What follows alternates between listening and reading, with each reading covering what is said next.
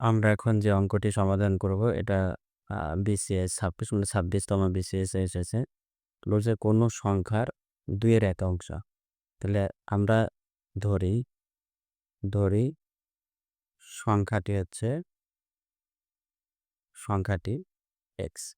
কি বলছে যে সংখ্যার ২ এর একাংশ মানে হচ্ছে এক্স এর ২ এর একাংশ সাথে যোগ করতে হবে 6, যোগ হচ্ছে 6। তাহলে ইকুয়াল কি হচ্ছে সংখ্যাটির, তার মানে সংখ্যাটি হচ্ছে এক্স, এই এক্স এর ৩ এর ২ অংশ। তাহলে এখন আমরা এটা গুণ করে x/2 plus 6 equal to 2x/3। এখন চলক বা এক্সগুলোকে একদিকে করি আর হচ্ছে সংখ্যাটাকে আরেকদিকে।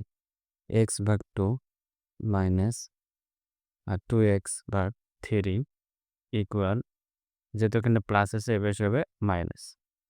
এখন 2 আর 3 এর লসাগু করলে 6, 6 কে 2 দ্বারা 3, তাহলে 3x minus 2 4x equal to হচ্ছে -6।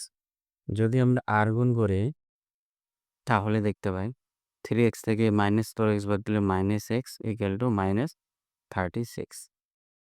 মাইনাস মাইনাস কাটা, অতএব x ইকুয়াল টু 36। এখন আমাদের উত্তর হচ্ছে গ 36।